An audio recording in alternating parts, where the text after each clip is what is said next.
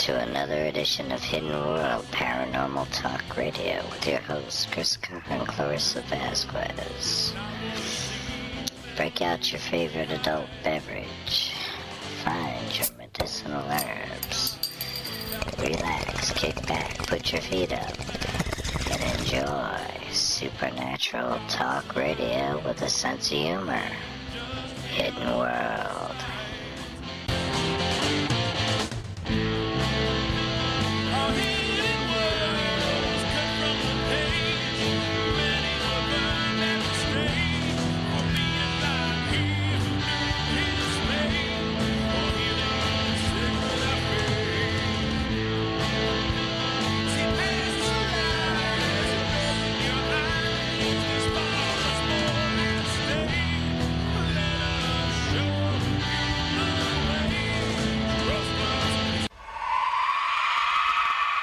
Evil is a master of disguise.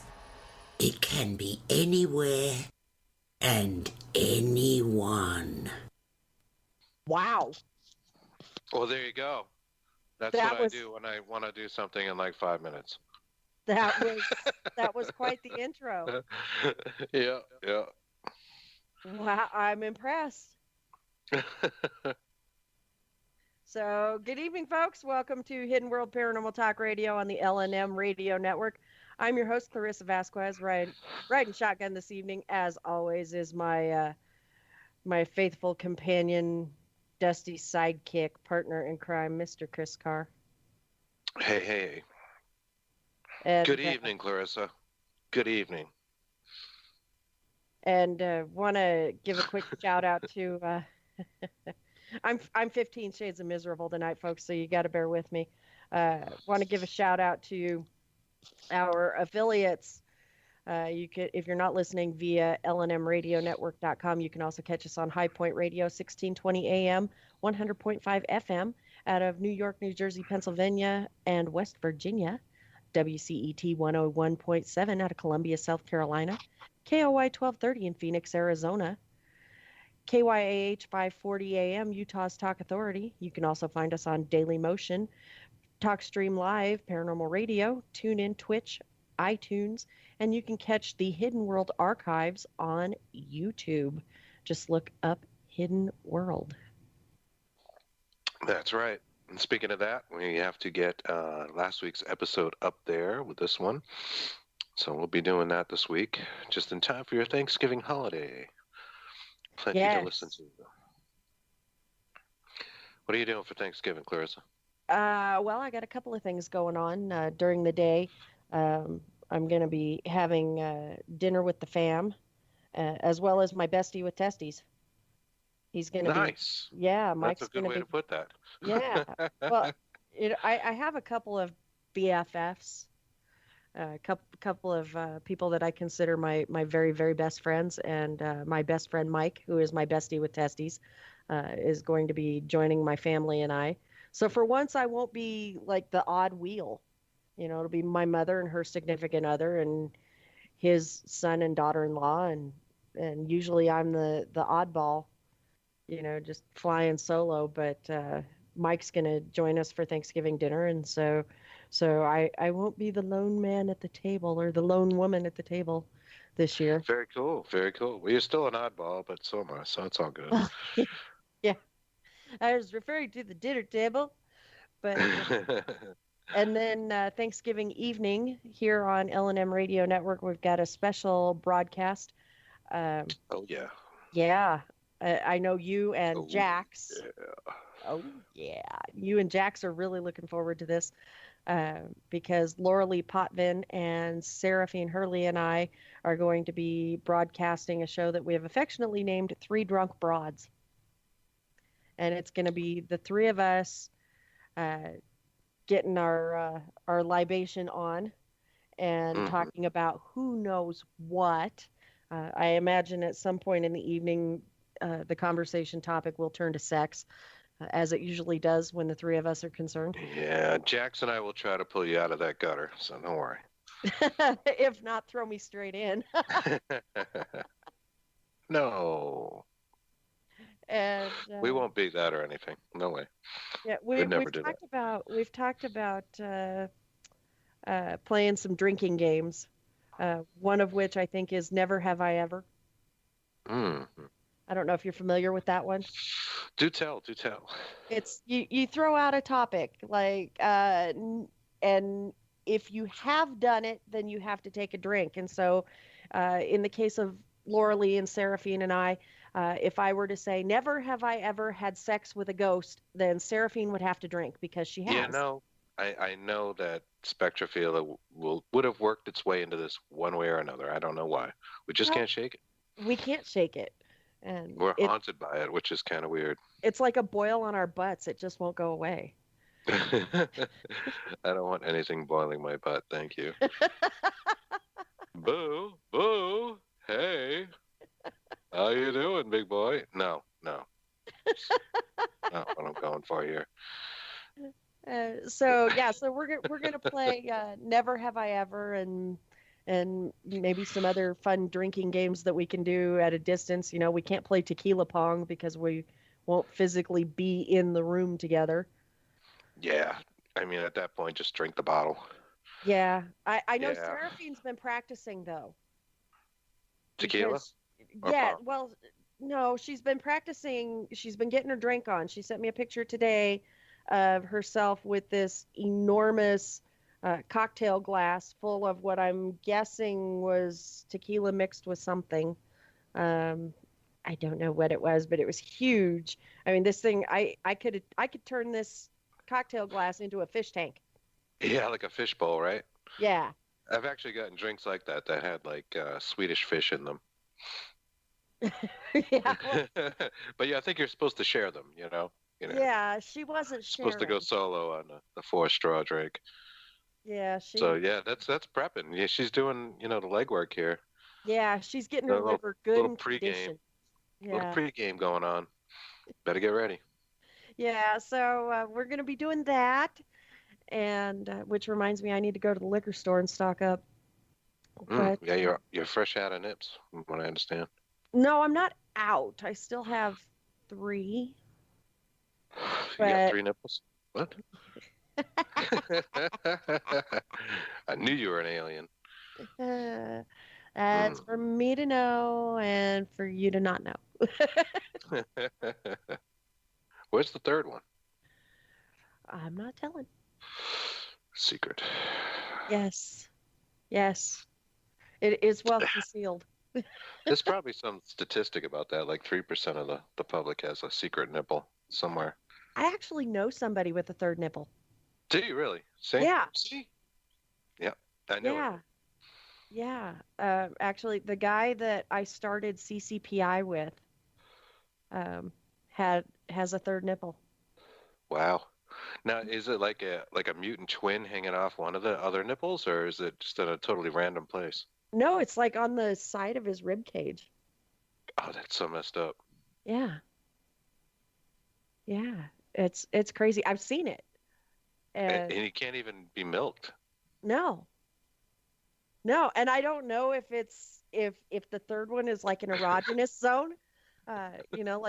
Like the 2 standard nipples are. I don't know if the third one is an I don't know. erogenous zone. I don't know. I feel sexy when I put my deodorant on.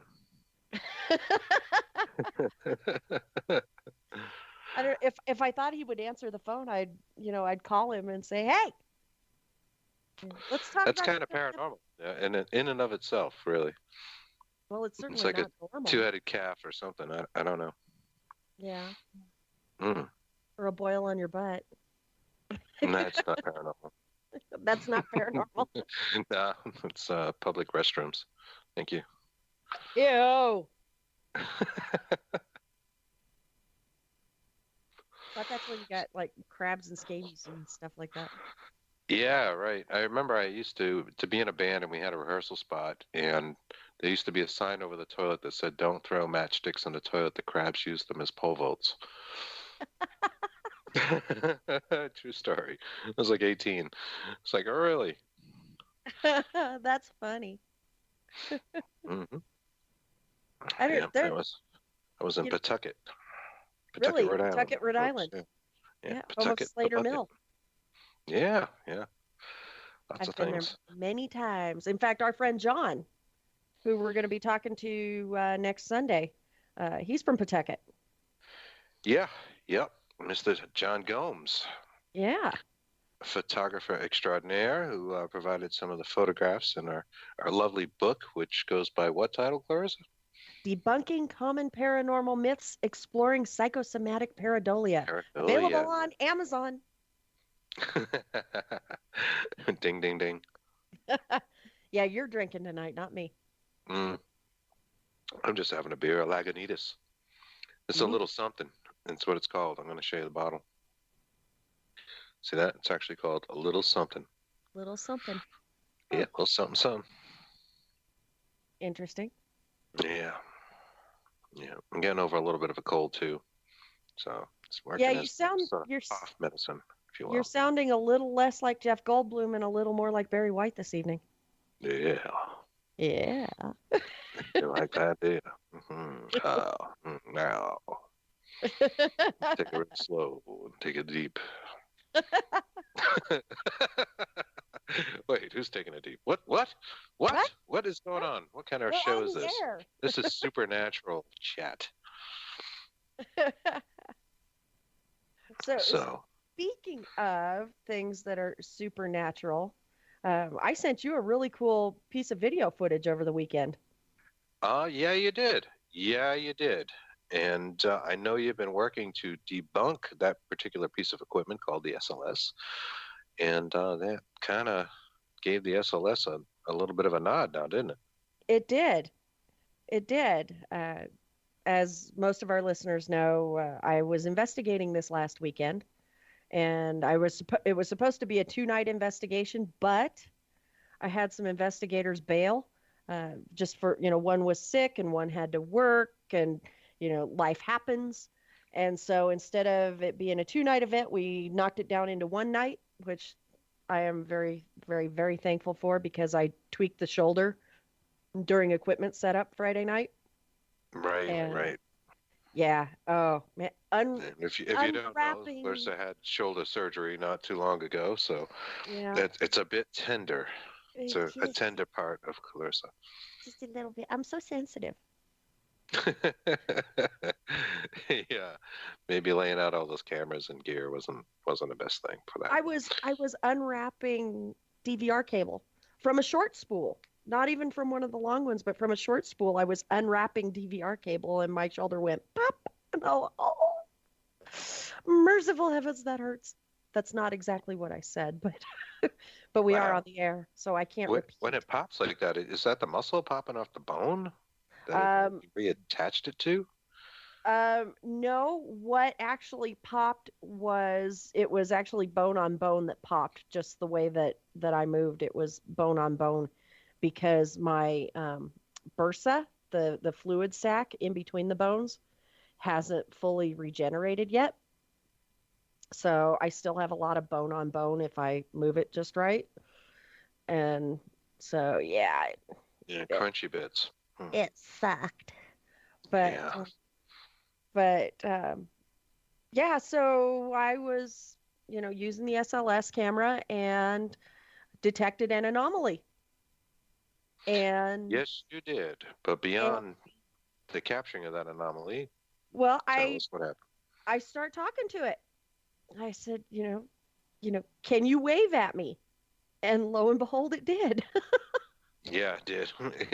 It really did. It was like that 1 second, 2 second delay kind of thing. Sometimes you get with EVPs just a couple seconds and boom, it waved, and it waved the big wave. Yeah, almost like it was taking its hat off and waving at me and putting the hat back on, is kind of what it resembled. And so that was really cool. And so I sent that to you. I sent it to Jax. I also sent it to Bobby Smith with Witching Hour Paranormal, going, okay, guys, what do you think? And everybody's just going, holy crap! Yeah, it was very cool. It's very cool. And there's even a little backstory there too, right?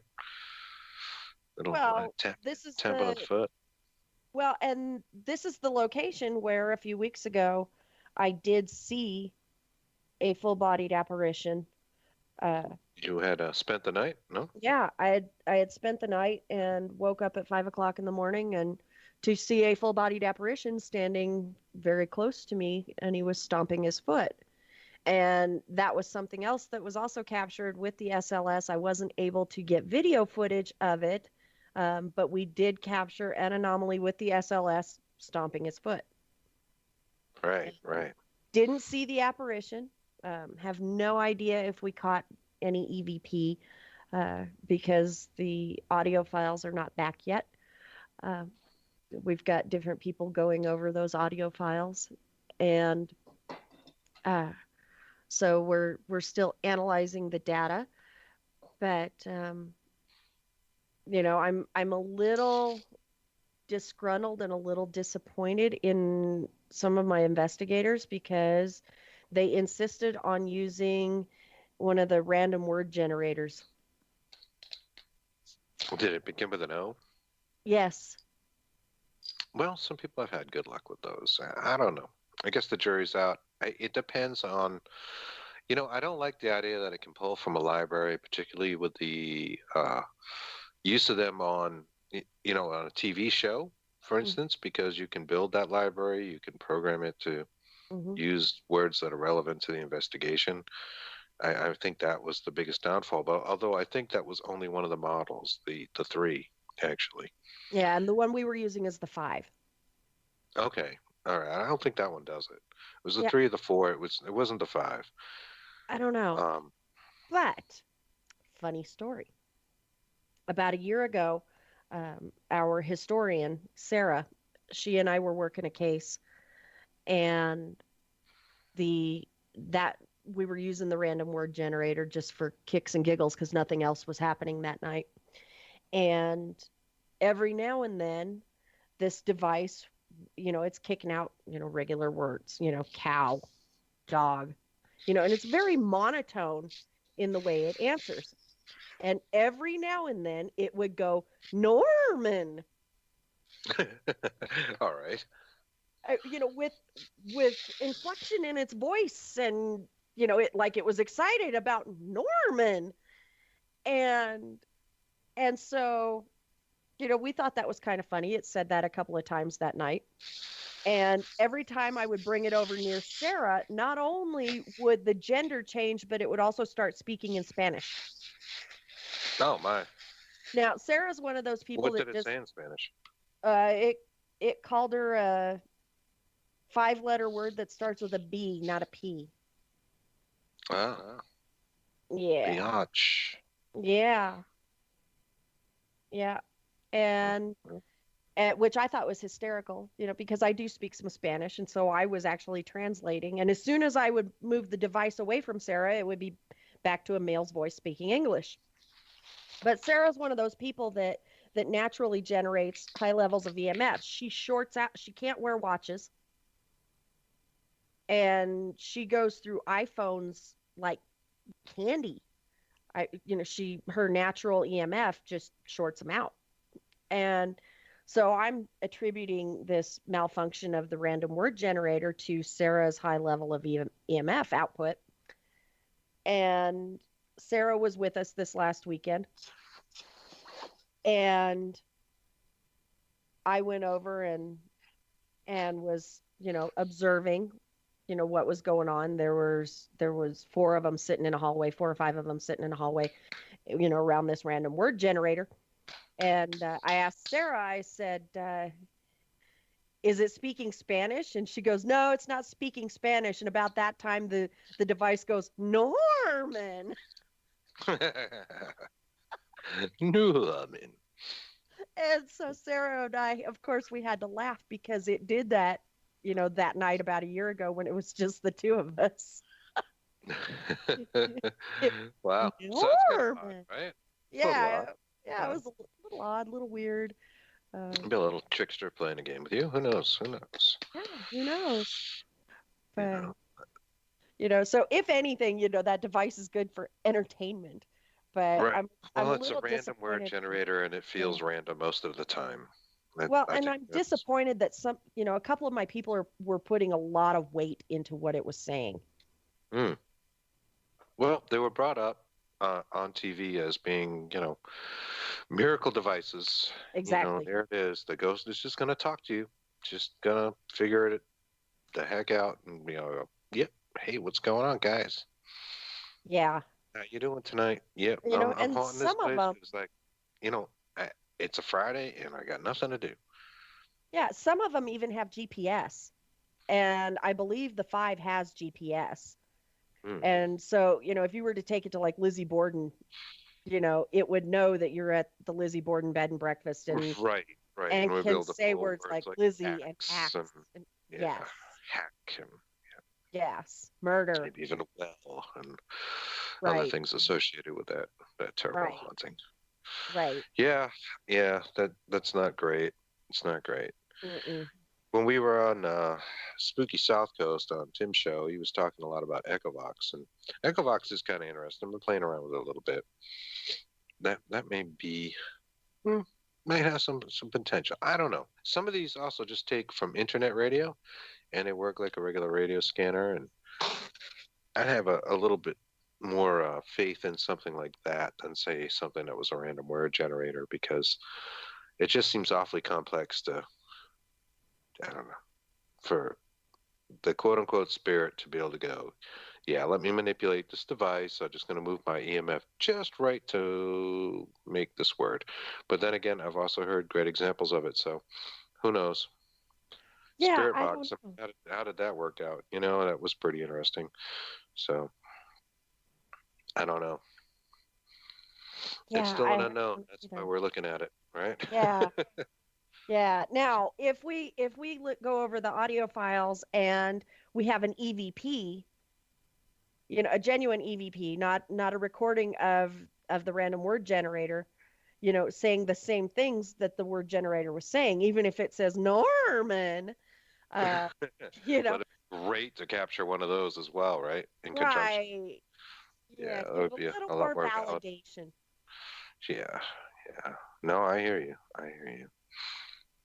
What do you think about this thing about foreign languages? Like, say you're in Romania and you're hunting Dracula's, Vlad's ghost, right?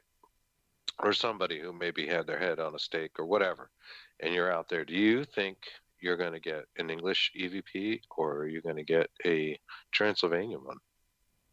I don't know. I try to ask my EVP questions um, in correlation. I try to direct them with whom I'm communicating with. For example, Susan and I, when we were in Tombstone, Arizona a few years ago, and I think you've heard this story before, Chris, we were investigating Brunk Chow Cabin, which is the bloodiest cabin in Arizona. There are so many murders there, and a lot of the murder victims are actually buried on site. One of the big TV shows, the one with the poser in the too tight T-shirt, they've investigated there. Supernatural? Oh no, wait. I'm sorry. It's a different show. Ha ha ha ha. You only say that because I'm a huge Supernatural fan. Uh-huh. Dean Winchester is my next husband. Anyway, we were out there at Brunk Chow's cabin, and Brunk Chow, the gentleman, Mr. Brunk Chow, was a German immigrant. And so we were out there. I was asking EVP questions. And so I'm like, well, he was a German immigrant. I'm going to ask some EVP questions in German. So I start speaking German. Susan starts looking at me. She's giving me this look. She's terrified. And I'm going, what? She's like, are you okay? I'm like, yeah, I'm fine. She didn't realize that I speak German. And she thought that I was possessed because all of a sudden here I am speaking German. And so Susan thought that I was possessed. And so it's like, no, I speak German. I speak Spanish. I am a little bit multilingual. Well, given that, I mean, I'm getting to the point of, do you think the expression, like, is your intent in your question going to be enough for said spirit to understand and reply with the same intent in a way that you understand? Or do you think the language barriers that exist in our mortal coil exist in the afterlife? I would like to think that in the afterlife there are no language barriers, but there have been people that have obtained EVP uh, in other languges, and Correct. they have to get onto like Google Translate or even Correct. It's actually consult worked both somebody. ways, right? I've Yeah, been in foreign countries, and I can't say I've had this experience. So, I'm just going by what I've watched or read about, and had that experience of like they're in a foreign country and they use the English language, they get a reply in English language. I've also seen them use English language, get a reply in the native tongue. right. Which is kind of interesting too. Like as if they understood. Were they bilingual in life? Were they bilingual in the afterlife? Right. And there have even been investigators Or was the intent enough? who have been investigating here in the States and received EVP responses in native language, like Navajo or Cherokee, things of that nature. Sure. So, I would like to think that there is no language barrier on the other side, that communication is universal, if you will. Um, but I just don't know. I tend to think it is, but at the same time, what evidence do I have to show for this? I really don't have any. So I don't know. If you have any thoughts on this, dear viewers, feel free to call in. Do we have a call-in number tonight? We have a call-in number. I don't have it yet. So we'll get it when we come back. We'll get it while we're on the break, and we'll broadcast it when we come back from break. And speaking of break, we got to go to break. So stay tuned, folks. You're listening to Hidden World Paranormal Talk Radio here on the LNM Radio Network. We will be right back. Are we back? Well, I think we're back. Yeah, we're back. Right on. Right on. So, sounds like you had an interesting weekend. We had an interesting guest last week. He was very excited. Didn't get to ask him a whole lot of questions, but he had some very interesting video and some UFO events that have occurred in the last couple of weeks. Yeah. Muamua, that intergalaxy supposed asteroid came through our galaxy and passed and changed direction rather abruptly upon getting close to the sun, which scientists are saying they think, and they put think in quotes, it was solar radiation that pushed it off. It kind of did a right turn, and it left with a quickness. It left with a quickness, okay. It left with a quickness. And what's interesting about it is, and I don't know that everybody knows this, but when you see videos about it or news about it, they always show an asteroid, almost a phallic-looking asteroid, this kind of oblong-shaped thing made of rock or earth or something that meteorites would be made of, right? And the truth of it is we don't actually know what it looks like at all. There are no pictures of it. It moved too fast. It's too small. It was screwing through our solar system. I mean, literally just screwing through it. So it was phallic shaped and it was screwing in our solar system. Correct. That's why it's a great topic for Hidden World, right? So this thing came in and it got near our sun, like it tried to like bang our sun, and our sun bounced it off. Apparently, I don't know. It's very interesting that we don't really know what it looks like, and I looked into this a little bit, and there are no real photographs of it. There's, they look at the way the light refracts, so they know the shape of it. But they don't have any real idea what it's made of. And one of the interesting things about it is that it was considered something of a comet, right? And there was no tail. And that has to do with the materials it's made of. So, we don't really know. It gets put off in one of these things of like, well, here it is, here's the explanation, and and on the 6 o'clock, it's real quick. But the fact of the matter is they really don't know what it looked like, and they just know it moved really fast, headed toward the sun, and changed direction and moved even faster away from it. And they think, and I think again is in quotation marks, that it was the radiation from the sun that did it. They don't really know. So that was kind of interesting. And then we just had this thing in Ireland where several pilots reported in seeing UFOs. And Really? yeah, did you not see that story? I did not see that story. The story Excuse that I me. saw was about the massive particle storm that is heading toward Earth at beyond hurricane speeds. It's like 300 miles a second or something like that. That's supposed to, by Right. the time, it's not supposed to impact us. It's going to reach us, but it's not going to impact us. Um, but it could uh, bring forth evidence, if you will, of extraterrestrial existence. Hmm. It's Well, not like we're going to get pelted with debris or anything. I think we have that evidence, although we don't discuss it. I do think there is a bit of a conspiracy there about that. The Ireland UFOs happened, I think, about a week ago, Mhm. and several pilots called in, and the tapes are easily available on YouTube. You can hear people talking about what they saw was a bright flashing light by the planes, by the jets that they were flying, commercial airliners, and this sort of thing, all reported in the area of the UK and Ireland of seeing these bright flashing lights. And it was almost immediately put off to being some sort of meteorite shower, actually, Right? that you would bring that up. Except the thing that gets me is there's one guy, and you can find his tape, and I probably should have sent it into to Daryl and Katie tonight so you could hear him talk about it. He talks about it changing direction rapidly, like it flying alongside of the plane, moving at a high speed faster than a plane, and then changing direction and going somewhere else. And that does not sound like meteorite activity. No, it And doesn't it was because about, I don't know, yeah. I'm sorry if my facts aren't, I read the story like a week ago.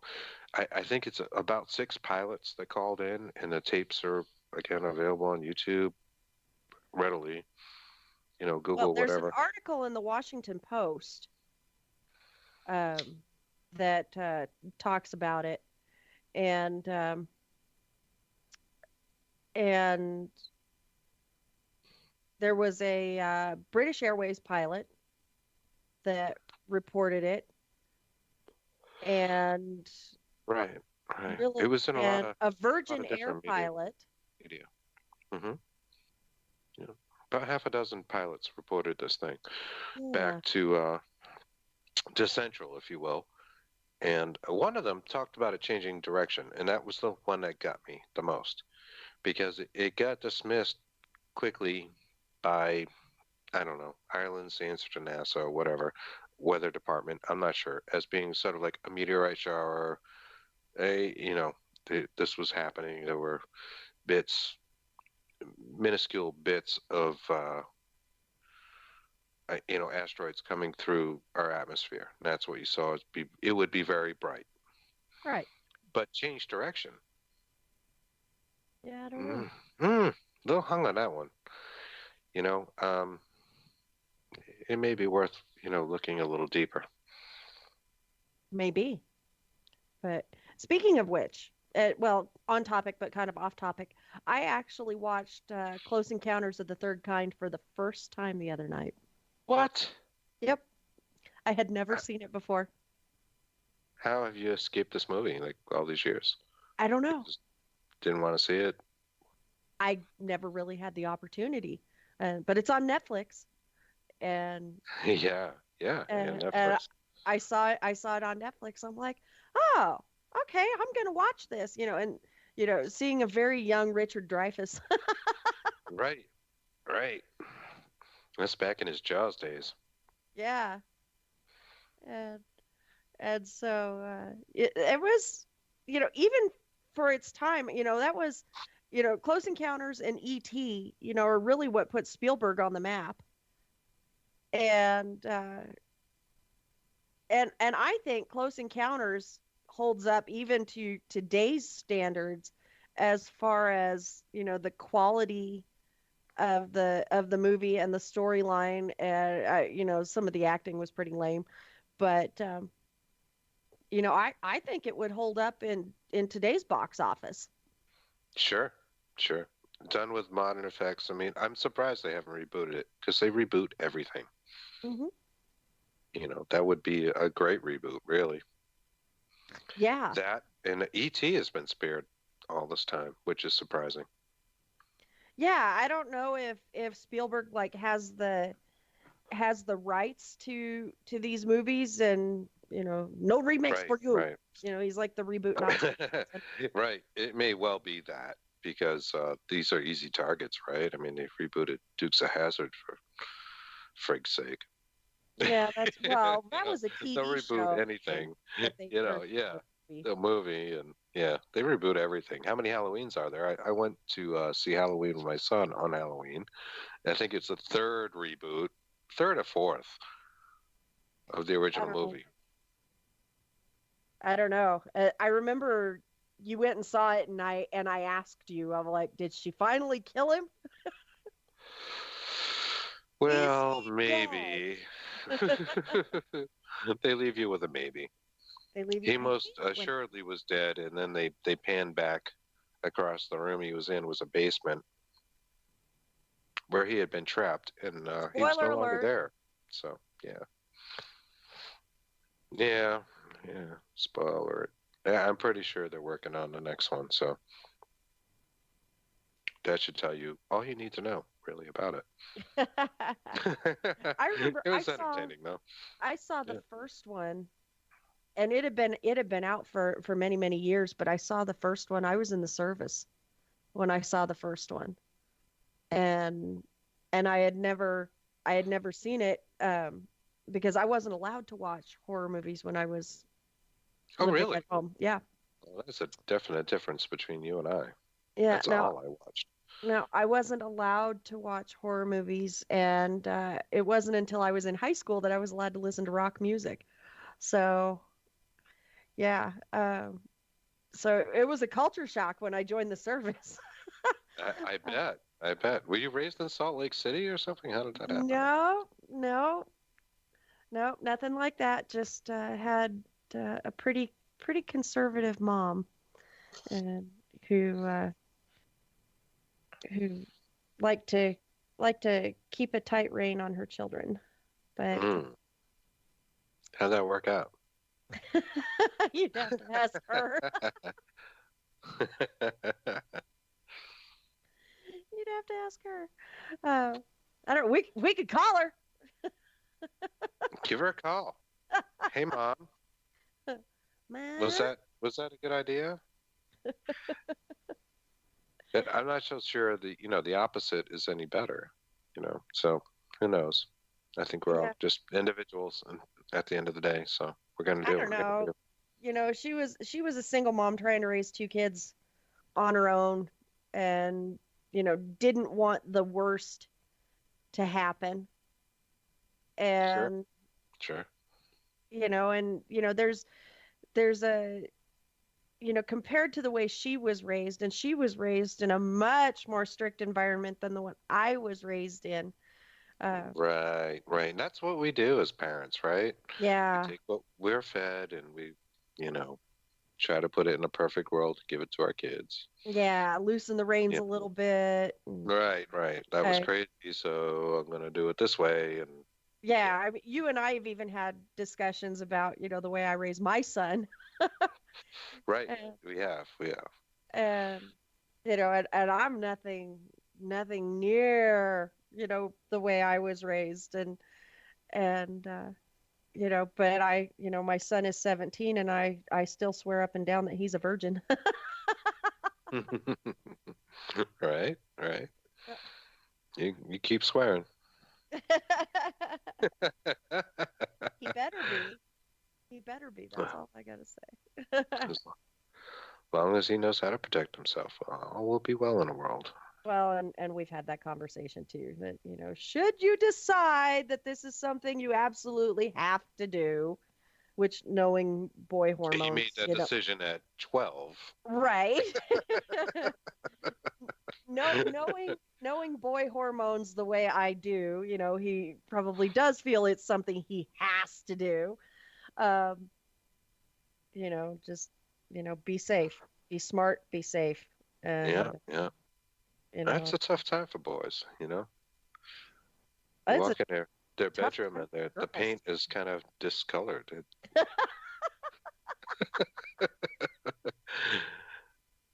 Well, and you and I've had you and I have also This had the isn't beige conversation. anymore. This is what Why is are the walls not white? Why are they it's streaky kind of yellow? yeah, exactly, exactly. Uh, Hmm. no, you and I have had the conversation that I would much rather have him in his room being self-sufficient than out in the world trying to get the real thing. So, Self-sufficient is a kind way to put that. Yeah, and yeah. we all are self-sufficient, even as adults. Well, yeah. You know,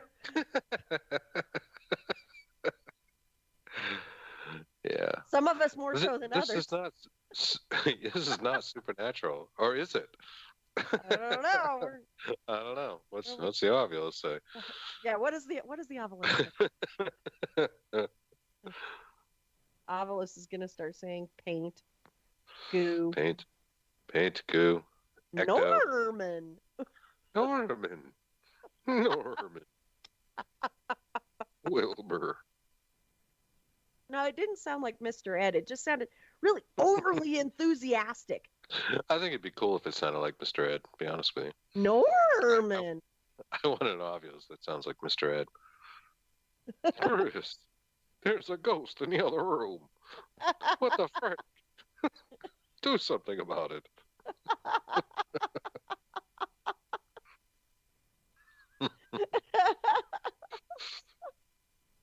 That's funny. That's funny. That's why we're here. We're here to be humorous in the paranormal. I'm texting Sarah right now to see if Oh, she's good. available to discuss the Ovilus experience. I want to know So, what Sarah felt from that obvious.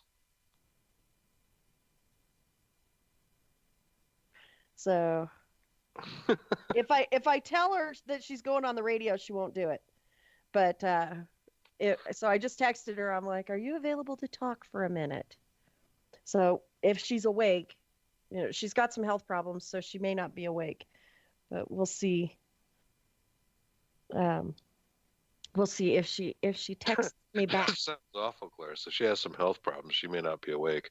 They may have put her skull into the container and put her down for the evening. What? They put her brain in a jar and labeled it Abby Knoll. She'll be resurrected tomorrow. We'll get back to you. No, Sarah she's our historian and our researcher on CCPI, and she does a fantastic job. But she has two very debilitating issues. She has Ehlers-Danlos syndrome and dysautonomia, and both are like I said, they are both debilitating. One is a neurological condition that just sends pain throughout her body. It's like fibromyalgia on steroids. And then the other one affects her bones and her muscles, and the two of them feed off of each other. And so there are times where she can't walk. And so her being the researcher on the team is great because that's stuff she can do, at home in bed if she needs to, if she's having, a period where she can't get out of bed or where she can't walk or actively investigate. She's a great investigator when she's mobile. It's amazing because then you look at like how slow, wow, marijuana laws are changing, right? I put a little snippet there in the introduction of the show tonight about that. Not saying that our listeners are necessarily stoned, but there's nothing wrong with that. This pain control through natural methods, it's so silly that we're debating it, that it's even a debate. Right.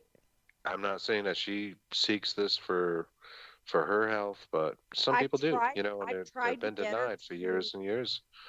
So I've tried to get her ridiculous. to partake, and Mhm. she won't do it because her primary care doctor, who is great, she's got a fantastic primary care doctor who understands her disabilities and works with her uh, and does a great job. But her doctor is very anti marijuana. I hate him. I hate him. And It was every cell in every little bone marrow cell I have. I she detest messaged them. me back. She said, "Is it about Friday night? As otherwise we're watching a movie." And I said, "Yes, it is. But if you're busy, don't worry about it." She says, "Okay, hold on." So I'm gonna send Katie the phone number. Right on. Well, let's get her on. All I was saying is I think people have a right to treat themselves Oh, in any way never they mind. so choose. I'm gonna answer the phone and put. She's calling me right now. All right. I'm gonna put her on speaker and see if you can hear her. That's such a lame ringtone, Clarissa. I'm just going to point that out. That is Sarah's ringtone. What's up? It's lame. Hey, how you doing? What? How you doing? Oh, I'm doing. You're doing? So I'm talking to Chris, and you won't be able to hear him, but he can hear you because I've got you on speakerphone, okay? Oh, okay. Okay. So Chris and I were talking about yours and my experiences with the random word generator Yes. and the name that it kept giving out. Yes. And can just because you've only been on the phone for a couple of seconds, can you tell Chris what the name was that it kept giving us? Jack. Not that and one. Jane. No, the one when you and I were investigating a year ago and then it did it again. Norman. Yeah. And how did it Yeah. say it? Norman. You do it better. Chris, can you hear her? I can. Normans, you do it better. Yeah. I like the second part. You didn't discuss that. You do it better. Yeah. Did anybody know a Norman at that time? Like, was there a Norman in anyone's lives? Well, I have an Uncle Norman. Susan, or not Susan, Sarah, do you know a Norman? No. You No. sure? You sure? And in our household, or history that I'm aware of. Hmm. Okay. But no, I have All an uncle. I have an Uncle Norman, but he's living. That's interesting. Yeah. That's But probably every not him. single time we use that Oculus, it says Norman. Yeah. And it did not speak to you in Spanish on Friday night, correct? No. It was the male English voice. So, and tell Chris what it did to you. Norman. Tell Chris what it did to you last year. It called me Punta, Punta. I know what that is. and in a female voice. A punta. Wow. Yes. Were you pissed? He wants to know if you were angry or upset by that. Pissed. Like, what the hell?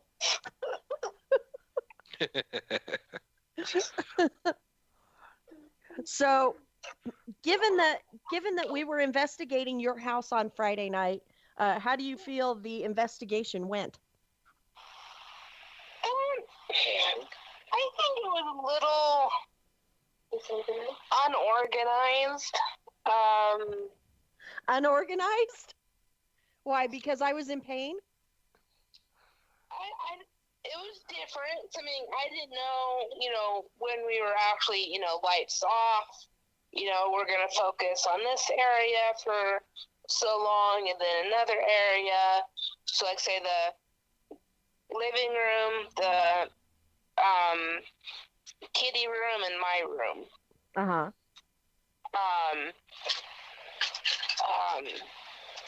Alicia, I think, did wonderful.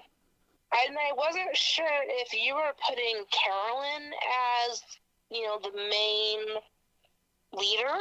And Carolyn and Susan were the team leads that night. See, and to me, I didn't. No lights were told to be taken off. No lights were. Mom was wondering because, no lights were told to be off. Right. Well, we kind of had that one hiccup though with Dan still watching TV and everything, and then he just kind of disappeared, and we're like, okay, I guess we're going dark. Yeah. I didn't think about that because he said he was going to go to bed about 11. Because my thought was, or not 11, sorry, I'm at 9. And so I'm like, okay, perfect. We'll just shut his door. Okay. And so, if you wanted to, we can do it again. Mom and I, we keep thinking about it. We're not up. I mean, yes, it's just a word generator. Right. But it brought up some very specific things. My mom doesn't know. Mom's right here next to me. And I asked my mom, I said, when did Papa die? Uh-huh. He said, in December. And they kept saying December. It kept saying December. He died on the 19th. And I can't remember all the dates. I know throughout the 2nd, I know it throughout January, but there's some other, it said January. Didn't it say January? Yes, it said January. Yeah. So he died on the 19th. So November is when he was diagnosed with cancer of the liver. And they went back and forth to maybe just once to California to do, reaching out for straws to, to heal it. Right. And had some stuff done. He ended up dying on December 19th of the same year, so not very far in between. Right. And the funeral was on the 22nd. My dad was born January 2nd, and it said January, and it had said 2. And then my preacher. My grandfather's father was a preacher in a Methodist church. And then it's kind of going back. It said beer. My grandfather got liver cancer he drank nonstop. He was a major alcoholic. Uh-huh. He had orchards, planted trees, kept saying garden. The garden I'm not quite sure of. I mean, they never had a garden, so that I'm not quite sure where that came from, but it did keep saying that. It mentioned stuff pertaining to water, boat, and stuff. My grandfather and captain.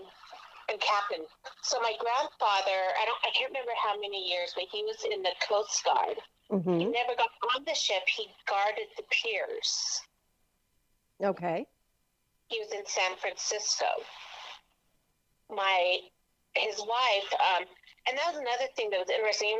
It wasn't exact wording, but it said Pepe and something for grandma, but it was more, I'm trying to remember. But I called my grandma, her name was Grammy, and he was Papa. Well, and it kept saying Mammy and Pappy, right? Yes. And it's just so, it's not exactly the same, but it's still that coincidence. And so this is my thought. So, it said Jack and James, and that's Grandpa's name. Yeah, Jack and James. And I got to thinking, so Sis and I, we were talking, and I told her, I think I told you this, how when I was little, I would always see a rainbow following me until I got to a certain age.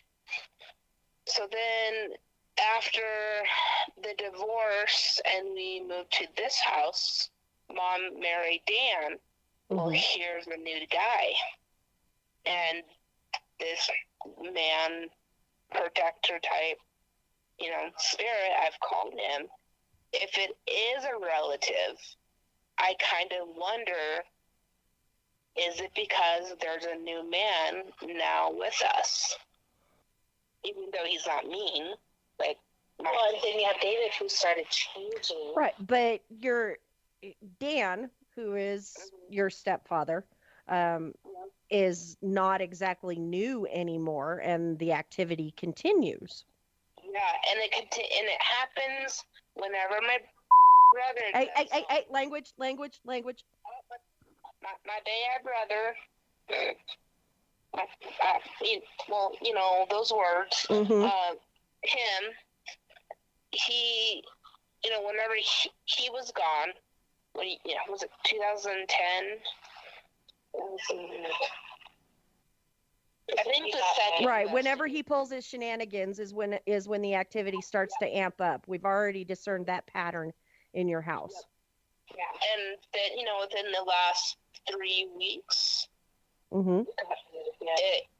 we started having activity again. Right. And now he's showing himself in daylights.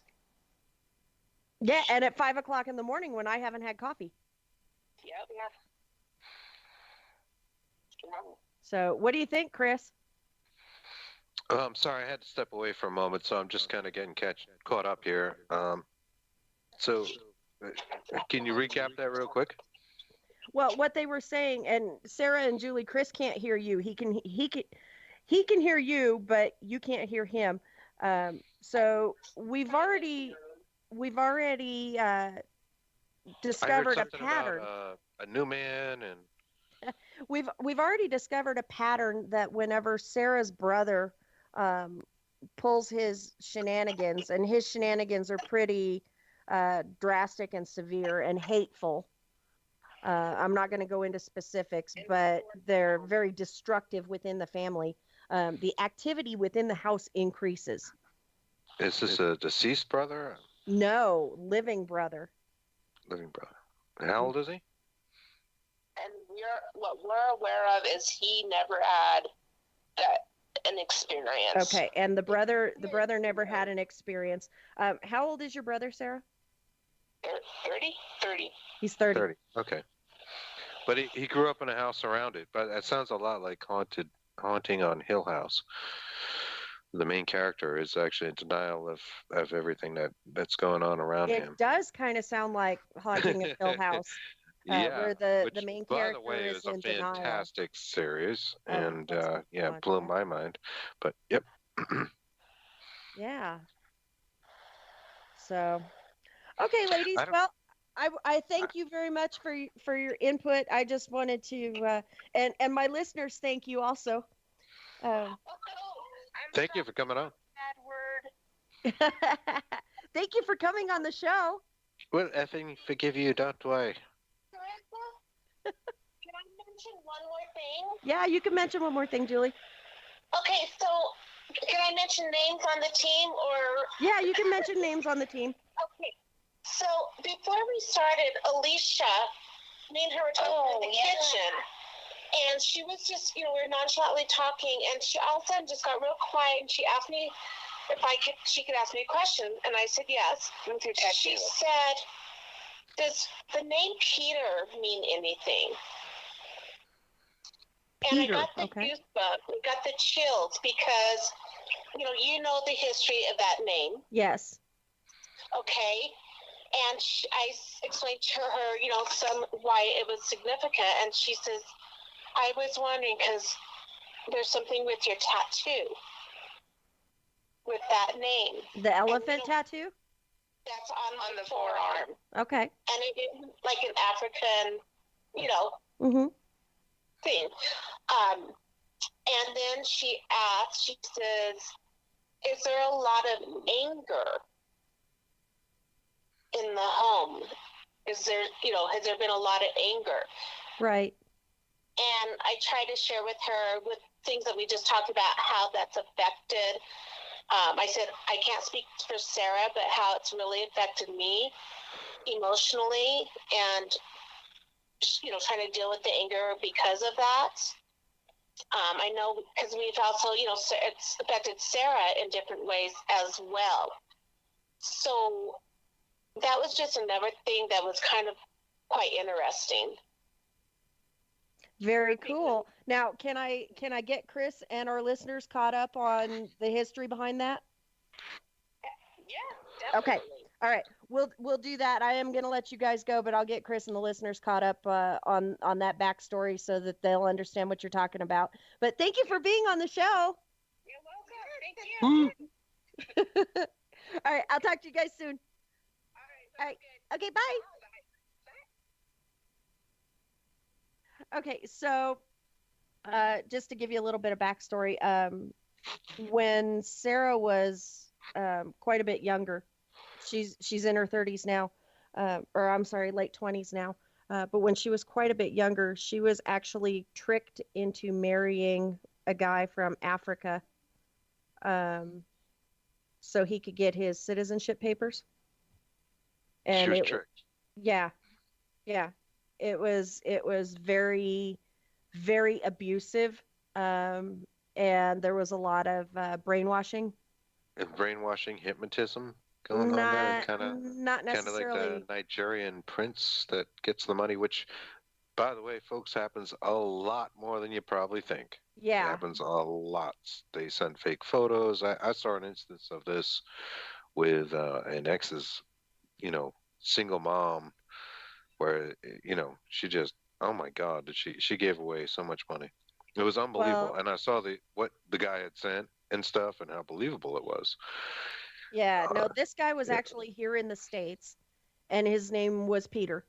pretty evil, pretty evil. And yeah, and there was a lot of physical and emotional and sexual abuse going on, and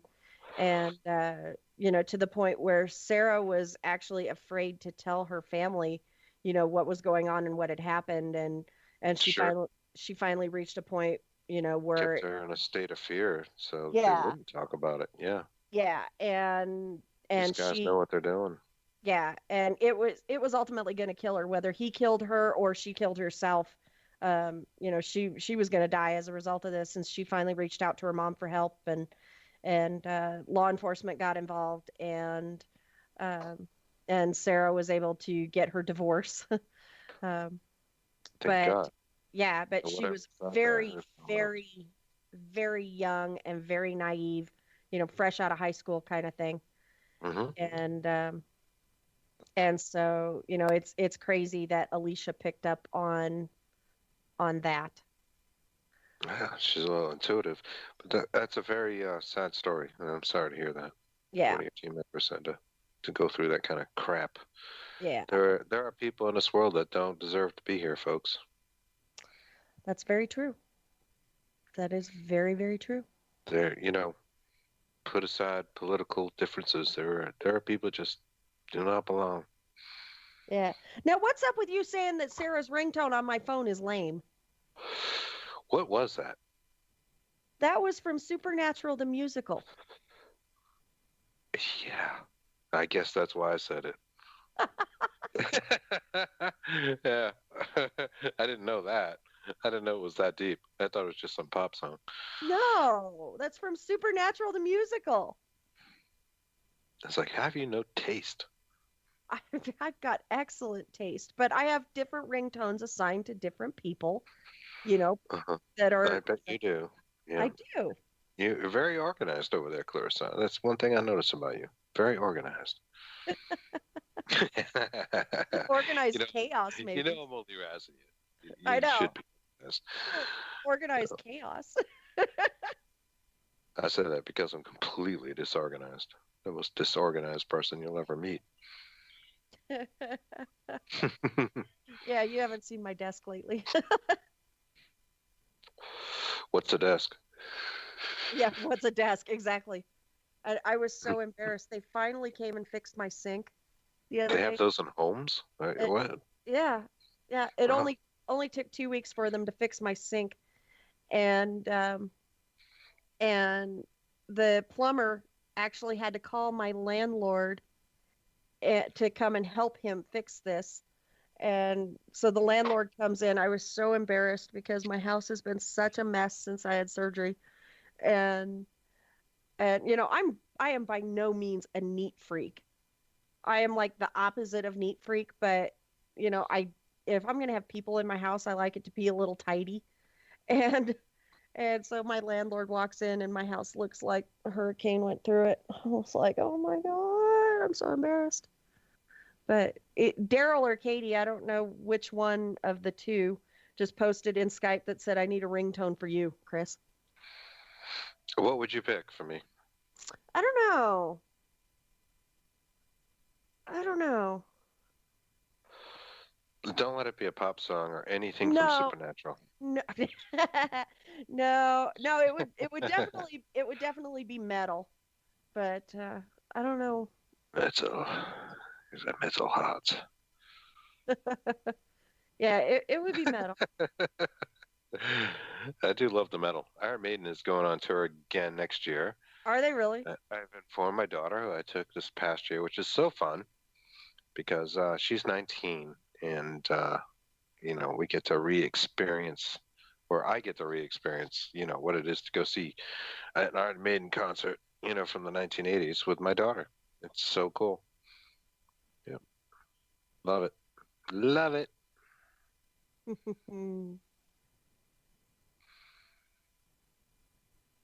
So Well, let's. That's funny.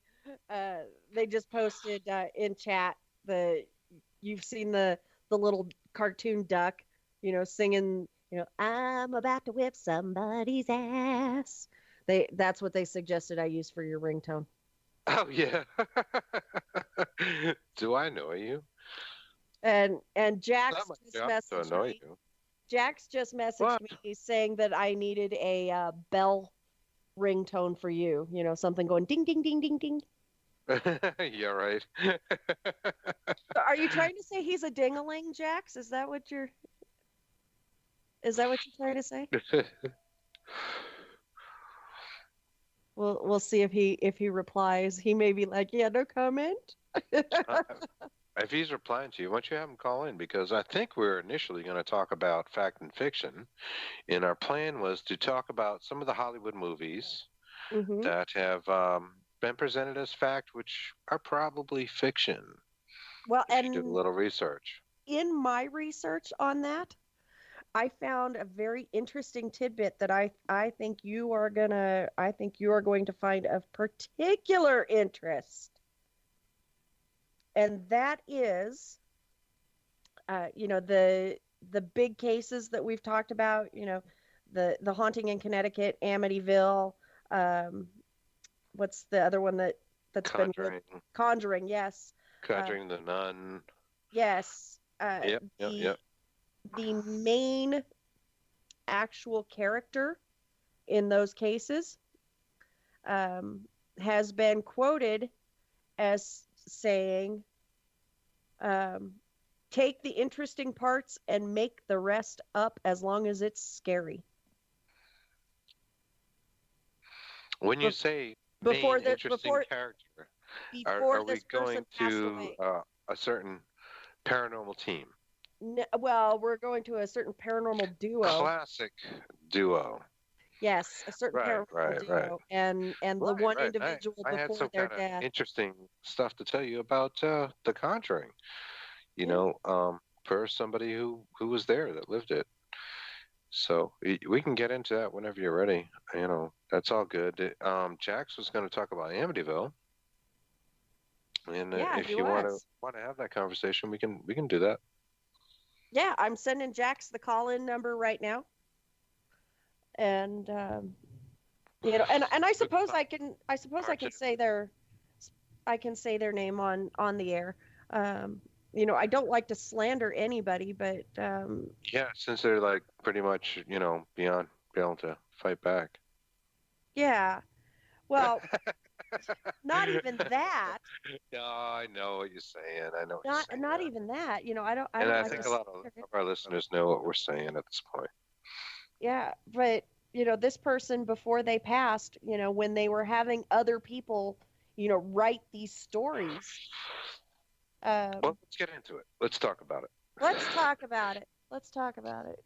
But before this person passed away, he told them, take the good parts and make the rest up as long as it's scary. And if anybody hasn't figured it out yet, we're talking about Lorraine and Ed Warren. Yeah, we're talking about Ed Warren, who are classics and really icons in the paranormal field. And I don't want to put them down necessarily, but I do want to tell the truth of the tales, and people want to know what happened with these classic cases. Yeah, that we're a part of, and maybe there's their side, there's our side, there's something in the middle that's probably the truth, that, people say. And let's be honest, that disgruntled people are going to say bad things about them. Yep. I don't know them. I have no call on this. I'm just going to repeat things that other people maybe have said, and you can make your own judgments.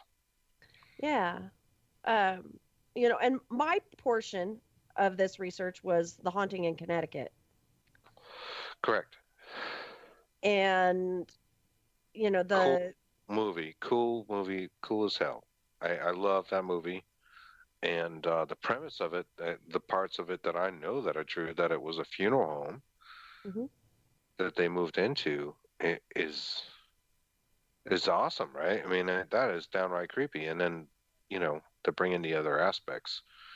Right. Well, and the original family, in the movie, the name of the family was changed to Campbell. It was the Campbell family, but in quote unquote real life, it was the Snedeker family. Campbell, And assimilate yeah, Snedeker. yeah, a little bit. Yeah, see how that works, right? Yeah. Beyond the names, I think they probably would want the names changed. Yeah. I think possibly. in that case, in also in Amityville, like, people didn't really want to be associated with it. They had these problems. They weren't necessarily looking for stardom by discussing what might have happened. They maybe just wanted to get the hell away from it. Yeah. Well, and the movie was based on the book by Ray Garton. And they're finding now that there's little or no proof that anything supernatural even occurred at the house. And again, this is where Ed Warren instructed Ray Garton by saying, quote, "You've got some of the story, just use what works and make the rest up. Just make it up and make it scary." Right. And so that's actually a direct would have quote. Wanted in those days to make it sound pretty big, because there weren't a lot of people doing this. This wasn't, Ghost Adventures was not on TV. Right. Taps, was Taps is involved, I believe, in that case. They certainly were in the Conjuring case. Mm-hmm. But in their early form, I guess. Yeah, you would want to get out in the press. I mean, you would want to. Yeah, and I don't blame Ed or Lorraine for wanting to make a career out of this.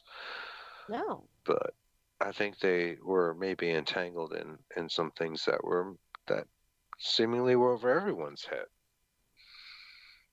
I'm going to throw that out there because the Conjuring case is pretty interesting. Yeah. Per the daughter, one of the daughters that was in that family, they came into the Conjuring house, had a seance, and things got so awry with the mother, like literally being picked up and levitated and thrown around, mm-hmm. that the husband of the family was pissed and punched out Ed. Broke his nose, knocked him to the ground, and literally broke his nose. You don't see that in the movie. You do not see that in the movie. No, they're all happy-go-lucky, mechanic in a car. Everybody's buddies, and he was really upset, and he did not want them back at the house, and forbade them from coming back to the house. And basically, he kicked Ed's ass. That is completely left out of it. Yep. Do we have Jax? We have Jax. Right on. Hello. Hey, what's up, buddy? How you doing? What's up, buddy? How you doing? We're doing good. Much. We wanted to relive Spookathon and everything we had talked about leading up to it, and then we just went the wrong way, I guess, apparently, Spookathon night. We got to hijacked. talk about any of this stuff. We got hijacked. Well, that and you slept through it. I almost did you're the gonna- same thing tonight. You're gonna take your penance. It's all right, but we were there, and it didn't matter anyways because we ended up just talking about BS. So, but it was fun. We actually had some cool guests that night. That was very fun. But either way, we wanted to get back to this kind of like Ed and Lorraine Warren thing, and all three movies that we're talking about, or four movies, are related to them. And I think your bit was the Amityville. You want to tell us a little bit about Amityville and what may or may not have happened? Well, the thing is that, fact, I mean, we all know that the Fayos, Junior, I believe, killed his whole entire family inside the house. Right. Ronnie sure DeFeo. Ronnie DeFeo did murder his Sure did. family in the There's house. some very interesting circumstances surrounding that. Yep, for sure. You know, Yep. and up until fairly recently, he was saying that demons he heard voices inside his head telling him to kill his family. Now I you don't- say So- you said up until recently. Has something changed? until Has he he changed died. his story? Okay. Until he died. Well, that'll do it. Yeah. The voices change at that point, right? Oh yeah. But So he and died, then- but he did die. He didn't change his story at the end of he his didn't. life. Okay. I kind of buy that. I personally lean on there is demonic stuff going on in Amityville. Clarissa says no. So bring us together. What do you see? Well, then afterwards, I mean, after that happened, then you got the Lutzes came in, which is basically what the movie was about. You know, them seeing the pig with the red eyes and all that stuff. You know, the red room spelled backwards is murder, and I don't know. No, but then you get that's The people Shining. coming up. I thought that saying was The it- Shining. Oh, was it? Yeah, that's The Shining. Okay, I'm confusing the two. Sorry, folks. Then you get other people. Plus, I just woke up too, so my brain is like. Yeah, he almost slept through tonight's show. You're in paranormal delirium. Right. That's because you're thinking about this stuff all the time, and I know that. Yeah. Then you got other people saying that the Lutzes made the whole thing up. Why would they make the whole thing up, though? What's the argument against that? I'll throw out my arguments. They were out, and I think it was 28 days, Clarissa? Yeah, it was We not talked long. about It this was before. less than a It was month. like less than a month, like before a mortgage payment would come in. Those those people were out of. They were out of there before they could even like get in like really deep financial trouble, because that's the argument against them, right? Is like they had financial trouble and they had to move, but they were out of there in less than a month. And like, wow, that's crazy. I don't know. It's quite possible that they were just in it for the money. Right. And maybe they were in debt to like people that didn't care about the month. But this is a total possibility, right? I mean, they could have taken a loan shark type of situation. Somebody could have been gunning for them if they didn't pay it back in 2 weeks. I mean, who knows? We don't know all the details, right? Right. Well, but Unfortunately, we may some not of the know all the any details, because the Lutz is dead now, right? I believe. Some of the Lutzes are alive, yeah. Yeah, and some of the Lutz children have gone on record as saying, it never happened. They were instructed to say, that these things happened. To play along for the yeah. movie deal, for the book deal. Remember, books were a bigger deal in the 70s than they are now, too, for sure. You could get a book deal, like Exorcist was so enormous. And Exorcist made a lot of money. Complete fiction, made loads of money. We didn't see those kind of standards till like E.T. or something. It was ridiculous. It made a lot of money in its day. I am going to have so much censor work to do when I get the archive. So it was tempting, I think, for people to want to have a book just as much as you would want to have, say, a movie. Any kind of media in those days. There was no internet. This is what we had. Correct. And then you got the infamous photograph taken by the duo, quote unquote. The duo, yes. Of this child that's on the second floor coming out of one of the bedrooms. And that picture does resemble one of the Fayol sons, the younger son, I believe. It sure does. So is this fact or fiction, or is this like the greatest paranormal picture ever taken? Or is it the greatest paranormal hoax ever? Exactly. I was just going to say that. Because there's a lot of people debunking that picture. Right. And even back then, negatives could be altered. So who knows what's going on? How far do we debunk, though? To saying negatives can be altered, right? That's your argument, and it's a good one. But I'm not saying the picture's real, but damn it, I haven't found a good reason for it not to be real either. Yeah, it could have been faked. Is not a good reason for saying it could be real, too. It didn't say it absolutely is fake. I have found nothing that said it absolutely is a fake picture.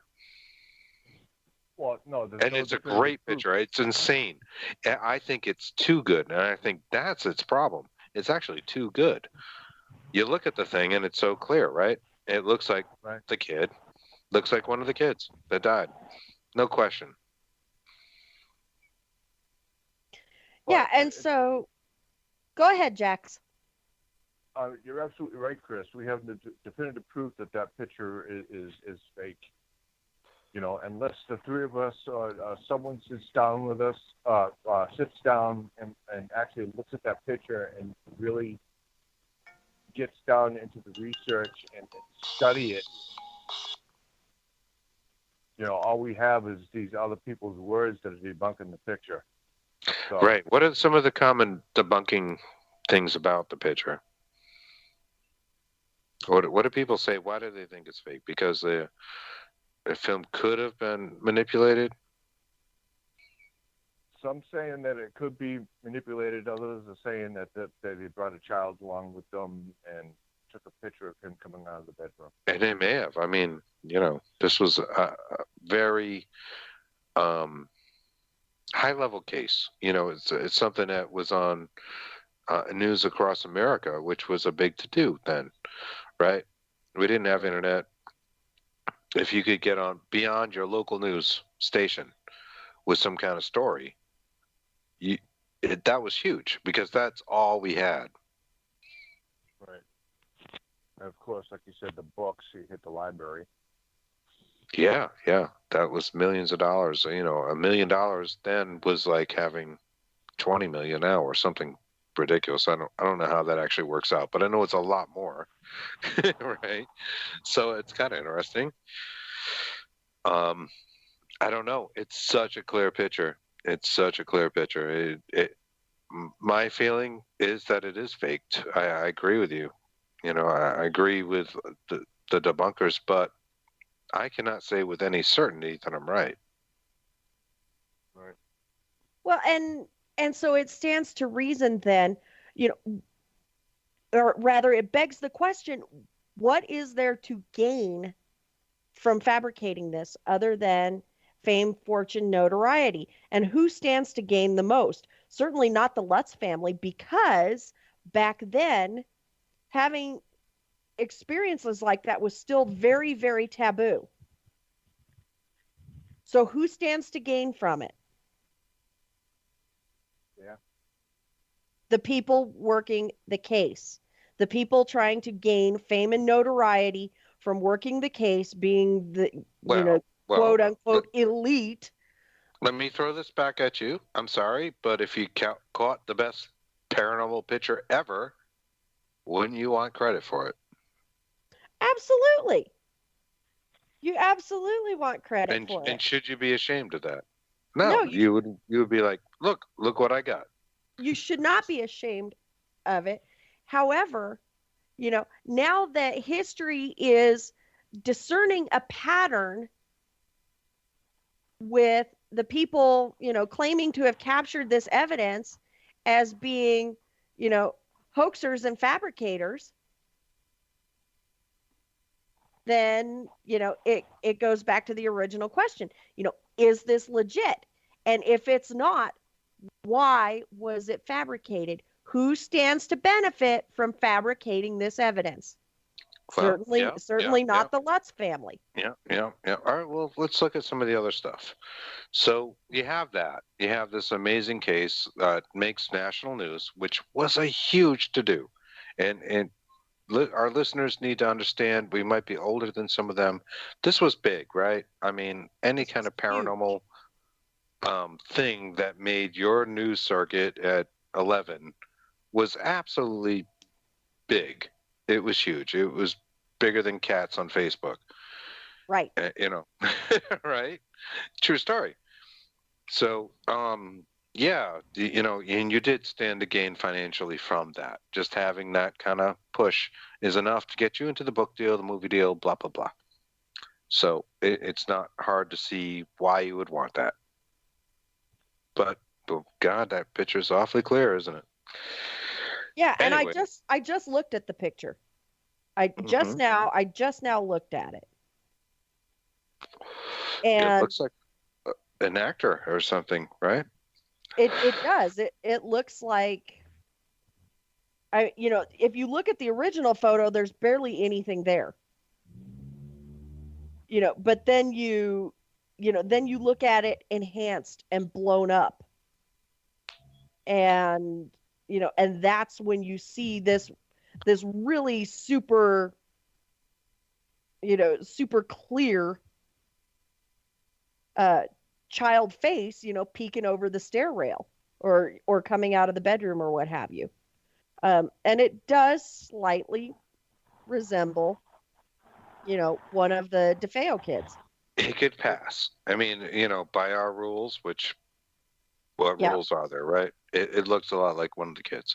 Yeah. So, if it even looks slightly like one of the kids, it looks a lot like one of the kids, because there you are with this spectral image that is so hard to capture in our field. Really, Yeah. It is the golden, the trophy we want. Yeah, it's the Holy Grail. It's the Holy Grail. Thank you. That's what I was searching for. Thanks. Yeah, it was the Holy Grail.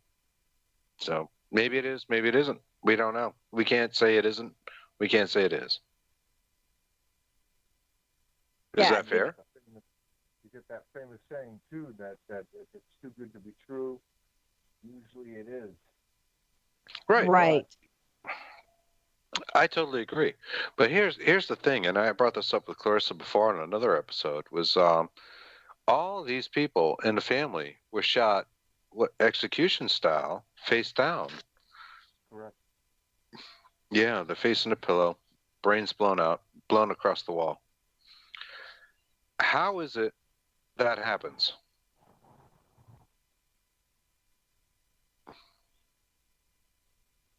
Yeah, I don't know.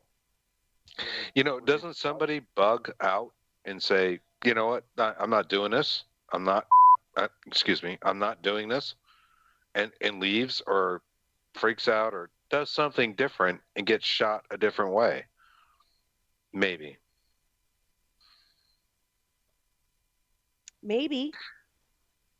That's the demonic influence I'm saying took place in that house. Every one of those people laid face down and got killed, execution style. They all fell for it. They all gave up because it was a family member. I'm saying that's crap. I think somebody in that family would have said, I'm not doing this. I'm not. I'm all set. F you. Oh, there's one I don't have to bleep out.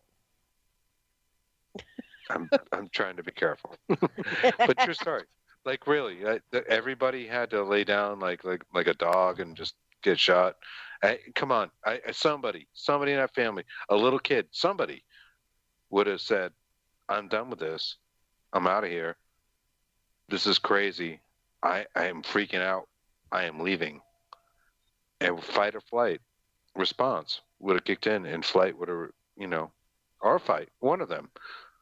I don't think they would obediently all put their head down in the pillow to be shot in the back of the head.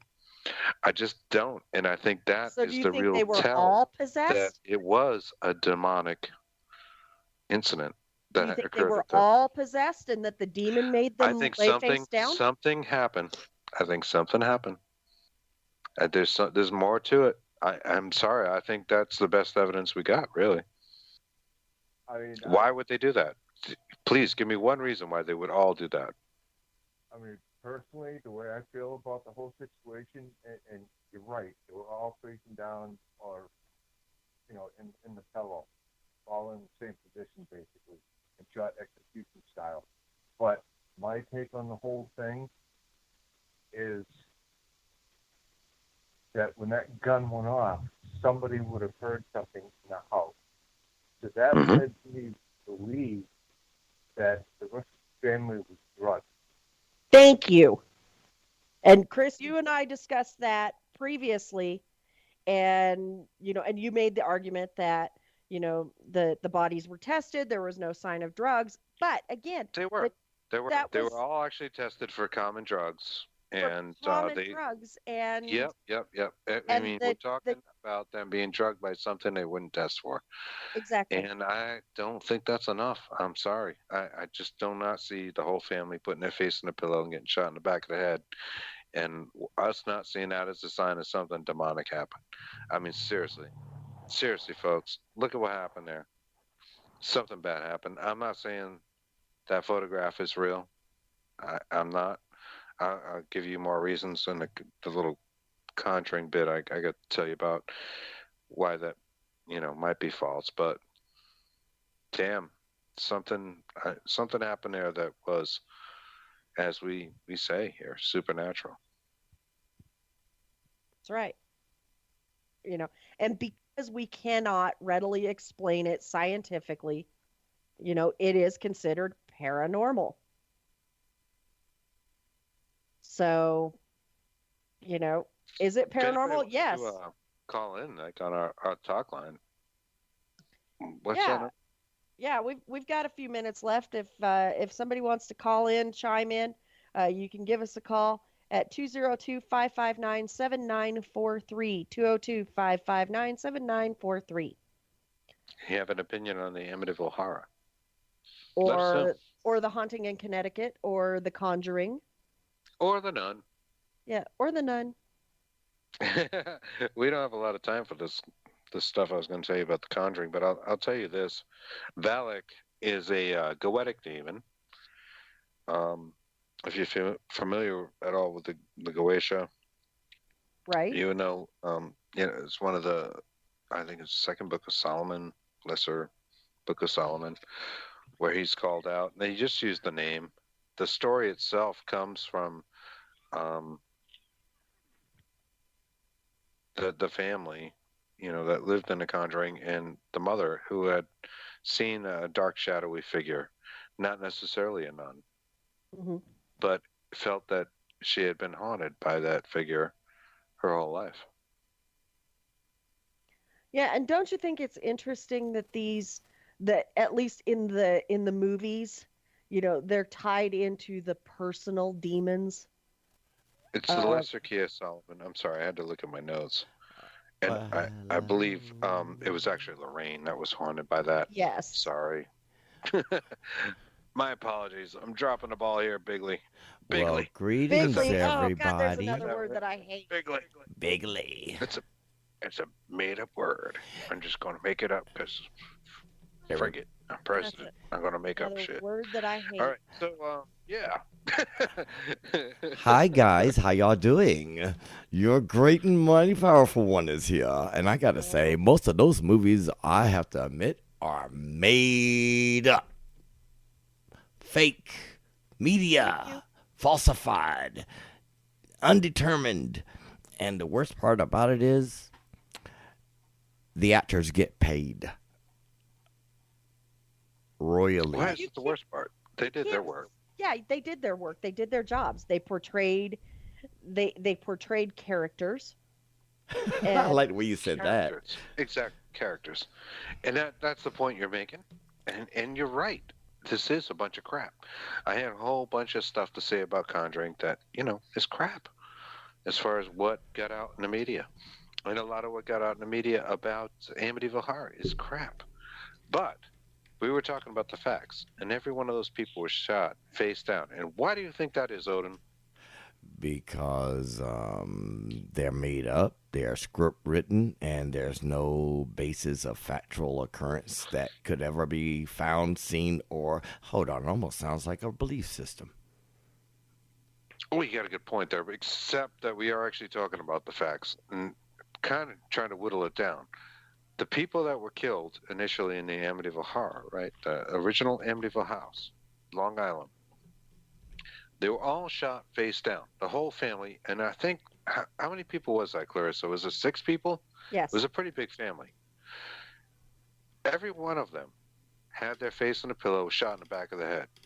Blood blown, brains against the wall, boom, boom, boom. Ritualistically. Why did not one of those kids, or less than kids, a little older, freak out and just run? Why were they all submissive? That's a good question. I mean, that actually is one of the questions that are sitting in my head about, you seeing people, splattering on the floor, blood all over the place. Why didn't you break that door down and get out? It's almost like when you look at those horror movies and, Jason's coming and everybody's in the house. Everybody might as well go into one room. No one hides in the bathroom behind the curtain because, that's, always known from, the old movies, But we're gonna continue. We're gonna hide in the bedroom. Not under the bed, but we just might as well make love that night. You know what I'm saying? And Jason comes up behind you and stabs you in the back. Are you surmising this with bitches trip in the woods? Yeah. Yeah, you're right about that one. If that is why they did it, they couldn't help it. Yeah. I mean, it was just something you had to do, It's a horror film. I hope not. I really like to think that somebody in that family would have ran away, would have said, you know what, I'm not doing this. The gun was a very loud gun. This isn't a fact. The particular gun that he used on them was loud. It could be heard miles away. What was that film they did with the video camera and everybody was running around in the forest, Blair Witch. Yeah, Blair Witch. I mean, come on. Did people really believe that occurrence actually occurred? I mean, it was good. I mean, it was cheap. They made lots of money. Lots and lots and lots of money. Not as much as Paranormal Activity did, the first one, which is Michael Bluth. Unbelievable. That's Blumhouse. Right there was built on that. It was made for, I think, less than $12,000. Made millions and millions of dollars. Hold on. How much was the other one made? Fishing line. Basically. Fishing line. Oh, okay. I could deal with that. I mean, better than that than sit there with my cell phone and chase you around. Hold on. Get it real close to my eye. Do you see me? No, nothing against him. I think it's amazing. He makes great movies. But, yeah. Yeah. I mean, these films today are not of quality. Well, let's go back.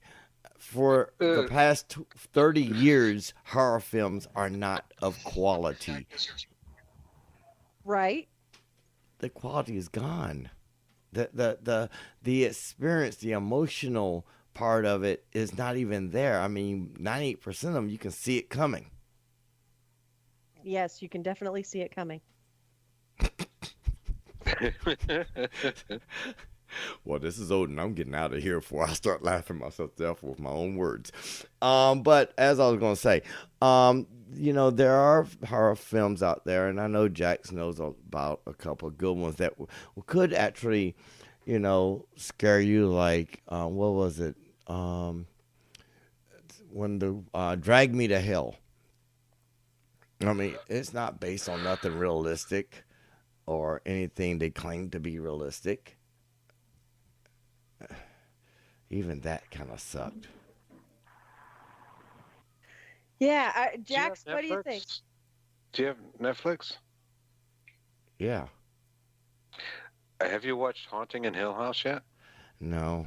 Is it another one of the Okay, spoofs? stop everything you're doing. Stop everything you're doing. This is the best damn thing I have seen in years.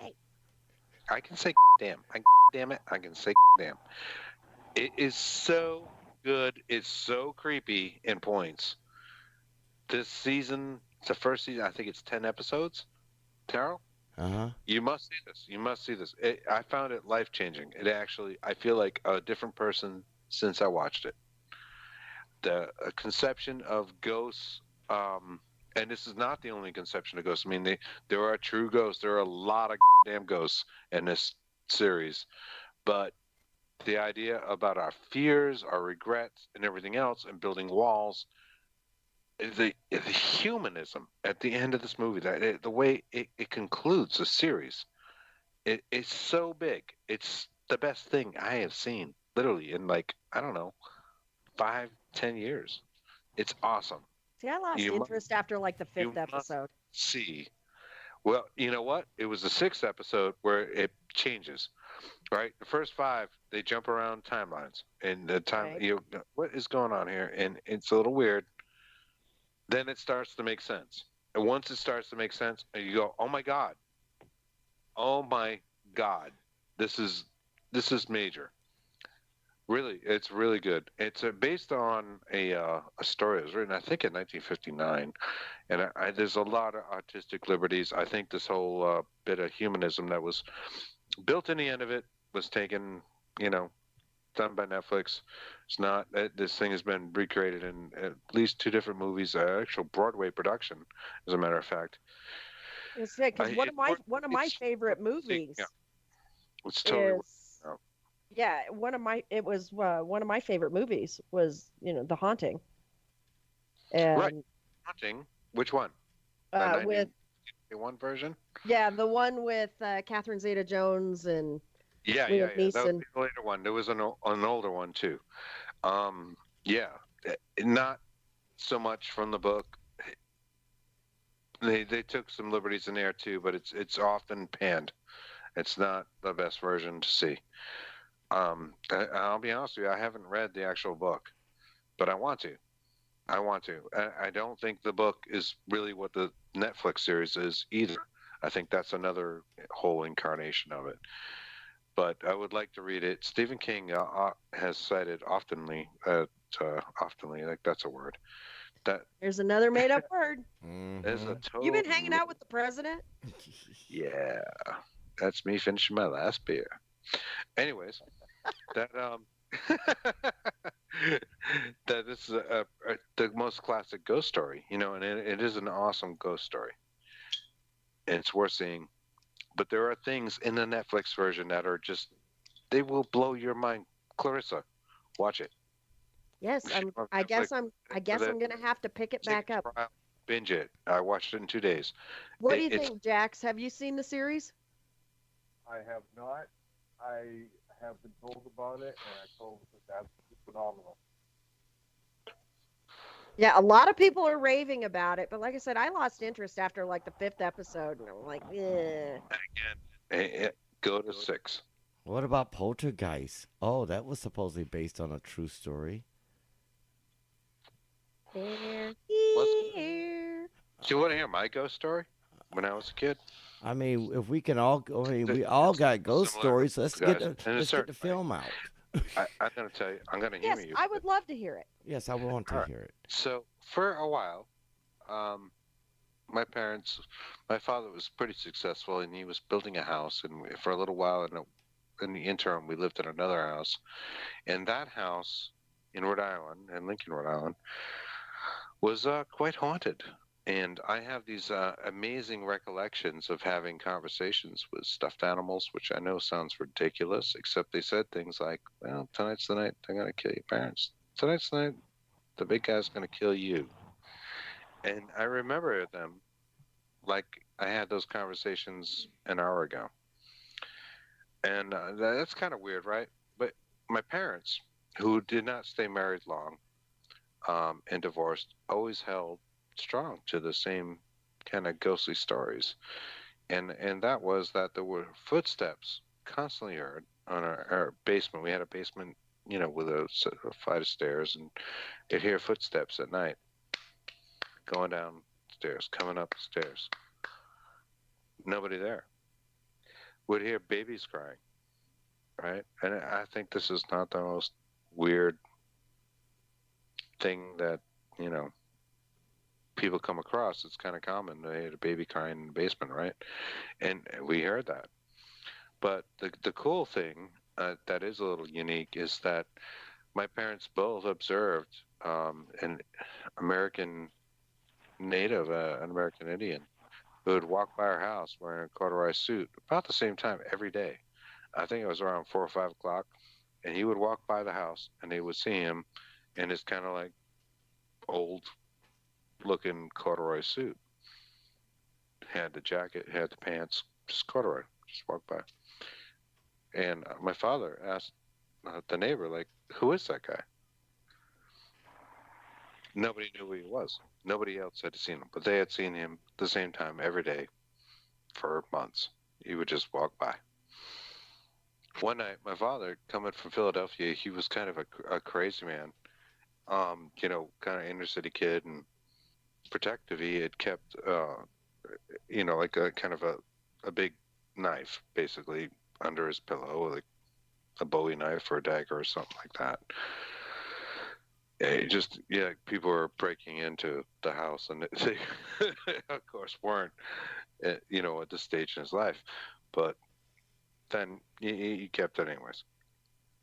He woke up one night and saw the same American Indian peering over the bed, hovering over my mother, and immediately pulled out the knife, stabbed through the figure.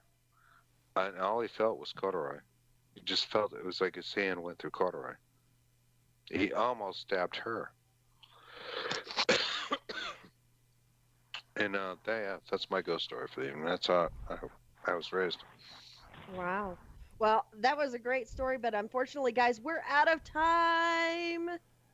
Yeah. So be sure to tune in to Periscope Uncensored tomorrow night, 9 p.m. Eastern, Studio B, where Jax and I are going to be talking to Chris Gaskowski and Nicole Farrow. We're going to be talking about Paranormal Kicks Cancer. And then be sure to tune in to Hidden World next Sunday, 9 p.m. Eastern, here in Studio B on the LNMRadioNetwork.com, where Chris and I will be talking to John Gomes. We're going to be talking about ghosts and ghost photography. I don't know, maybe John can shed some light on that Amityville photo. Right now. Sounds good. All right, guys. So for Chris, Jax, Daryl, Katie, the rest of the L&M family, and myself, have a fantastic week, everybody, and may all of your ghosts be friendly. Happy hunts.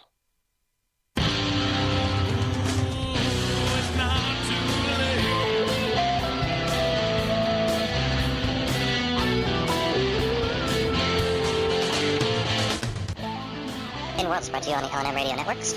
It is hosted by Chris Carr and Clarissa Vasquez. The show is engineered by Daryl Odin Haley. For information on Chris and Clarissa's projects, go to www.cccvbooks.weebly.com. If you'd like to advertise on Hidden World, go to www.lnmradionetworks.com. Tell them Hidden World sent you. Thank you and happy hunts.